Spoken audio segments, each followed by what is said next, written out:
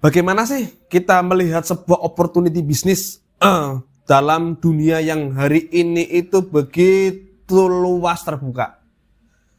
Yang pertama gini, peluang itu setiap hari itu datang. Hanya orang-orang yang memiliki kapasitas yang bisa menangkapnya. Saya buka lagi. Hari ini saya memiliki toko percetakan. Ya, hari ini betul, hari ini saya di toko saya, toko percetakan saya, toko souvenir saya. Yang hari ini usaha ini sudah jalan. Yang hari ini usaha ini sedang berkembang. Yang hari ini di tahun ini usaha ini akan membuka cabang. Perlu diketahui teman-teman semua, saya bukan orang percetakan dan saya bukan mantan percetakan dan saya nggak bisa desain. Saya nggak bisa desain teman-teman, dan saya nggak bisa yang namanya cetak banner atau bikin souvenir. Tapi hari ini saya memiliki Kilo Percetakan, usaha yang hari ini mengcover bagaimana pembuatan merchandise, souvenir, dan lain-lain. Opportunity ini saya ambil. Kenapa? Karena hari ini banyak tim saya yang rata-rata tim desain saya, rata-rata mereka jebolan percetakan. Saya buka di sini. Rata-rata mereka mantan percetakan yang sudah bekerja 3, 4, 5, 6 tahun di percetakan. Dan selama mereka bekerja 3, 4, 5, 6 tahun tersebut, mereka kehidupannya tidak berubah. Kehidupan mereka sama saja. Mereka tidak memiliki masa depan yang jelas. Sedangkan orang butuh kepastian untuk hidup. Orang butuh kesejahteraan. Maka peluang itu saya ambil. Saya tidak perlu mendidik orang lagi. Karena saya memiliki tim yang sudah mempunyai kapasitas. Saya tinggal bilang, mau nggak kamu tak bukain usaha? Mau nggak? Usaha apa, Pak? Kamu semua ahli di bidang percetakan. Kamu memiliki 4 otak. Setiap orang memiliki 1 otak, 1 pemikiran yang luar biasa. Maka kita buatlah 1 otak itu menjadi sebuah sistem, menjadi sebuah bisnis model yang hari ini akan bisa menentukan bagaimana nilai dari sebuah kita, yaitu apa? Pendapatan. Maka percetakan itu hadir sebagai apa? Sebagai bentuk reward, sebagai bentuk bagaimana mereka mendapatkan bonus yang besar, sebagaimana bentuk masa depan.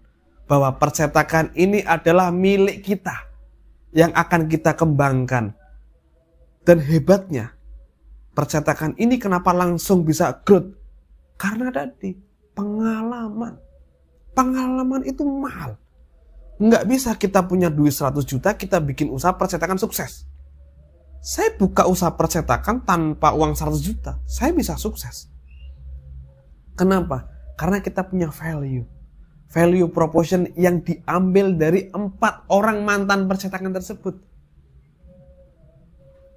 Yang ketika teman-teman tahu, saya buka percetakan, saya nggak punya mesin percetakan, teman-teman. Dan harga saya jauh di atas harga-harga kompetitor di sini.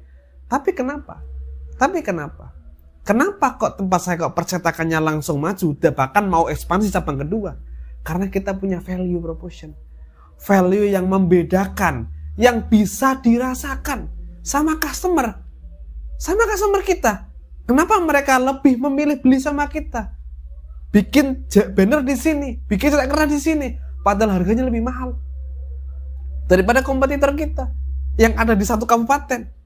Karena kita punya value. Ingat, semua orang itu nggak suka ada yang murah. Orang-orang kelas menengah atas menganggap barang yang murah itu tidak berkualitas. Maka kita punya pasar sendiri. Dan itu membuat kita lebih growth. Simpel gini. Jika kita harus menjual 10 produk untuk mendapatkan nilai 10 juta, kenapa kita harus menjual 100 produk dengan nilai 100 juta? Artinya kalau kita bisa jual yang lebih mahal dengan kualitas value yang kita miliki, kenapa kita harus jual murah? Waktunya itu sangat-sangat efektif. 10 customer bisa menghasilkan 10 juta. 100 customer bisa menghasilkan 10 juta. Effortnya beda. Mengurusi 10 orang dengan 100 orang itu berbeda. Tenaganya berbeda, cost-nya berbeda. Nah ini penting. Kita menyinggung bagaimana kita melihat peluang. Kembali lagi, tim itu adalah kunci untuk mencapai kesuksesan. Bukan diri kita. Bukan diri kita selaku owner yang paling hebat, bukan. Tapi tim kita. Owner itu adalah sebagai jembatan. Bagaimana mimpi seluruh karyawannya itu bisa terwujud menjadi kenyataan. Gaji di atas UMR. Maka standar di perusahaan saya adalah gaji di atas UMR. Dengan reward yang jauh lebih besar daripada gaji. Dan punishment sesuai aturan yang sudah disepakati. Nah, ini akan membangun sebuah keluarga. Keluarga yang positif dan keluarga yang growth, yang naik ke atas. Tantangan bagaimana kita harus berinovasi dan mengembangkan sebuah bisnis terletak bagaimana kita memiliki visi, memiliki misi. Perusahaan saya memiliki purpose, memiliki visi, memiliki misi, memiliki culture, dan memiliki behavior. Bisa dilihat di belakang saya, ada bingkai yang itu adalah nilai dari sebuah bisnis.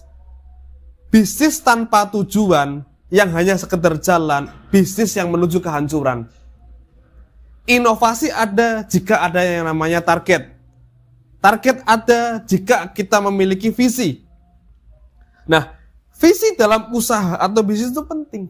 Kita nggak bisa hanya sekedar menjalankan bisnis. Dan kita bisa melihat orang-orang yang hari ini sukses pasti memiliki visi. Pasti memiliki tujuan yang jelas. Pasti memiliki culture. Nah, ini yang perlu dibangun. Yang perlu dibangun adalah bukan bagaimana bisnisnya, tapi bagaimana budaya perusahaannya. Semua business owner, kalian bisa cek perusahaan-perusahaan yang hebat itu hari ini memiliki apa? Memiliki yang namanya culture. Culture yang membangun setiap individu untuk mencapai top level mereka. Budaya yang akan memisahkan orang-orang toksik terhadap orang-orang yang siap bertumbuh. Culture ini sebagai filter pertama kita merekrut tim baru. Culture ini adalah benteng, wadah, dan culture ini adalah darah di bisnis untuk berkembang. Pengembangan bisnis itu sangat mudah jika kita sudah menguasai bisnis kita masing-masing. Kita mau buka 1 cabang, 2 cabang, jika memiliki ekosistem yang bagus, tinggal kita ekosistem itu kita ambil dan kita letakkan di satu cabang tersebut. Nah, ada hal-hal yang memang saya mau cerita. Hari ini saya melihat ada orang ahli Shopee, ahli TikTok, ya mereka hanya sukses di level mereka aja. Saya belum melihat seorang yang dia seorang teknisi TikTok atau teknisi Shopee bekerja sendirian bisa menghasilkan omset miliaran rupiah. Saya belum pernah melihat. Kalaupun iya mereka seperti itu, ada banyak tim di belakangnya. Maka kembali lagi, kunci segala kunci adalah bagaimana business and your people. Bisnis itu adalah manusia dan perusahaan itu harus bersatu. Harus bergabung menjadi sebuah kesatuan yang diikat, yang dinamakan adalah visi. Bagaimana perusahaan itu akan menjadi apa di masa yang akan datang. Yang dilakukan menjadikan apa? Misi. Misi itu adalah nilai-nilai yang kita lakukan setiap hari agar visi itu bisa tercapai. Dan misi ini diikat dengan apa? Namanya culture, budaya. Budaya kita bekerja untuk mewujudkan misi tersebut. Nah, ini sebuah kapasitas. Perusahaan yang besar pasti memiliki yang namanya visi, misi, dan culture. Yang terakhir, untuk inovasi. Perusahaan atau bisnis yang besar akan mati atau punah dengan tidak adanya inovasi. Inovasi itu saya sebut namanya value proposition. Customer itu berubah. Setiap tahun itu demand itu berubah. Kita nggak bisa merekrut, membuat gambaran bahwa customer saya itu usianya 20-30 tahun, lokasinya di tempat A, modelnya seperti ini, maka kita nggak pernah ketemu. Bisnis ini adalah seni mengetahui bagaimana pola perilaku customer kita. Maka saya mengutip Bill Gates itu hanya punya 3 customer sepanjang hidupnya sampai hari ini. Dan 3 customer ini yang akan membuat Bill Gates itu semakin kaya dan kaya. Dan namanya apa? Top client. Temukanlah top client Anda dan carilah tahu kenapa mereka mau membeli produk Anda. Itu hanya bisa diinterview melalui top client. Ciri-cirinya bagaimana seorang top client itu? Top client itu bayarnya paling mudah. Repeat ordernya tinggi. Kemudian dia senantiasa mempromosikan produk kita, membela produk kita di hadapan teman-temannya. Itu top client. Yang tugas sebagai seorang pengusaha, perbanyaklah top client. Karena top client itu tanpa ads, tanpa biaya iklan, tanpa biaya marketing, tanpa biaya-biaya, mereka akan loyal terhadap produk kita. Maka cari tahu, kenapa mereka membeli produk itu terhadap diri kita? Kenapa orang itu membeli jam custom? Saya akan mencari tahu. Ketika saya sudah tahu sampel DNA top client, maka saya tinggal mencari orang-orang yang modelnya seperti top client saya. Dari 1, 2, 3, 4, 5, hari ini saya kumpulkan itu menjadi puluhan, ratusan, dan semoga menjadi ribuan. Jika seperti itu, kita tidak lagi membutuhkan biaya ads. Biaya marketing kita rendah. Karena apa? Kita memiliki trust. Trust itu diberikan oleh top client. Top client kita akan senantiasa mempromosikan produk kita. Maka Anda bisa melihat bagaimana komunitas RX King. Yang harga RX King itu semakin tahun itu bukan semakin murah, semakin tinggi. Komunitas Vespa, komunitas komersial lain, itulah top client. Itulah salah satu bagaimana cara kita menemukan top client kita. Maka penting, membangun bisnis itu bukan bagaimana kita mencari customer baru setiap hari, tapi caranya top client. Nah, top client itu beli pasti menggunakan namanya value proposition. Value proposition itu adalah ciri khas, nilai yang diperjuangkan oleh kita, dan itu bukan sekedar gimmick, tapi itu benar-benar bisa dirasakan customer.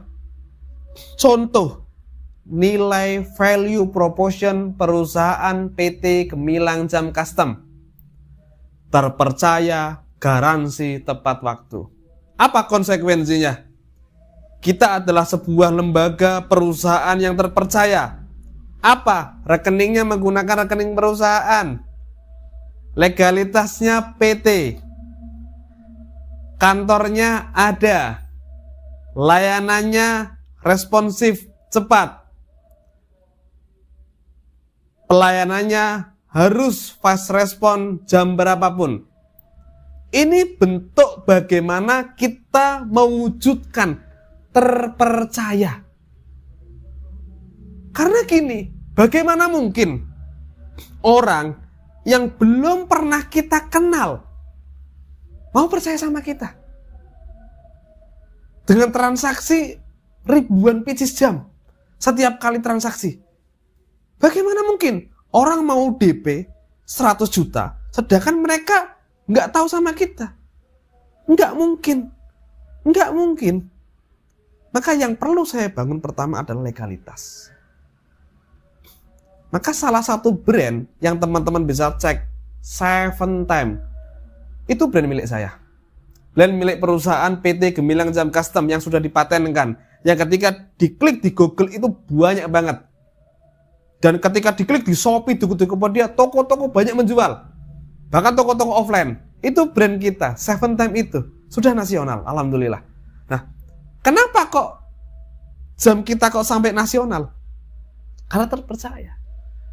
Seven Time itu garansi. apabila ada kerusakan. Tadi, terpercaya itu harus bisa dirasakan customer. Bukan dirasakan tim atau diri kita, tapi dirasakan antara tim dan customer. Trust. Trust, kuncinya di trust. Terpercaya.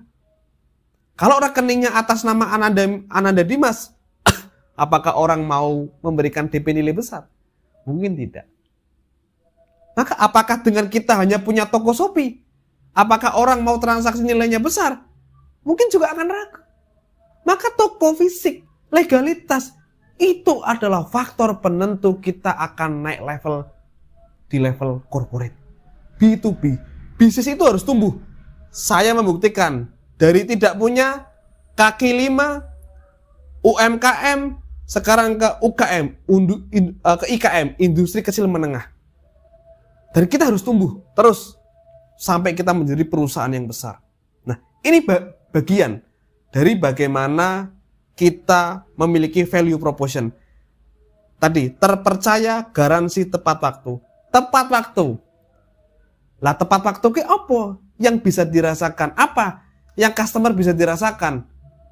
Contoh, apabila resi keluar H+1 dari perjanjian, ongkir gratis 100% ke customer tanpa embel-embel apapun. Ya, itu saya bangun. Maka perusahaan PT GCC semuanya tepat waktu. Tidak ada alasan apapun untuk memundurkan sebuah deadline. Kecuali bencana alam mungkin. Karena itu faktor di luar kita. Bencana alam, kita tidak bisa kontrol itu. Itu kuasa Tuhan. Tapi apapun alasannya. Maka perusahaan ini membangun itu. Jadi orang akan trust terhadap saya. Beli jam, beli souvenir, beli merchandise. Ya di PT GCC. Kenapa? Terpercaya. Udah. Deadline-nya mesti tepat waktu. Karena konsekuensinya tadi, teman-teman semua. Maka penting kita itu membangun yang namanya value proposition. Untuk menciptakan sebuah trust. Trust itu yang akan dirasakan seorang customer. Dan customer itu yang akan membuat loyal. Bukan harga. Bukan harga. Kembali lagi. Harga itu relatif. Tidak bisa kita mengatakan harga itu sama. Simple. Le mineral. Saya sebut aja. Le mineral. Di toko kelontong 3.000. Di stasiun, di dalam kereta 10.000. Di bandara mungkin 25.000, 30.000. HPP-nya sama, produknya sama, pabriknya sama. Kenapa kok mereka berbeda? Tempat jualnya beda. Trust kembali lagi. Trust itu kunci jika kita mau inovasi produk. Anda membayangkan, jika Anda bisa menghasilkan profit 10 juta hanya dengan 10 produk, kenapa Anda harus menjual 100 produk untuk mendapatkan 10 juta tersebut? Dan Anda akan merubah pola pikir Anda. Maka ketika saya mendapatkan profit 10 juta dengan 10 produk, bagaimana jika saya menjual 100 produk? Maka profit yang akan saya dapatkan berapa? Itulah bisnis. Bagaimana kita meningkatkan nilai value. Value itu akan memberikan sebuah penghargaan, apresiasi dari customer. Kenapa ada tas harganya 500 juta, 100 juta, dan ada tas yang harganya 25.000? Toh sama-sama fungsinya kan, untuk menaruh barang. Value yang membedakan. Maka carilah value proposition di bisnis Anda dan temukan kesuksesan melalui value proposition tersebut.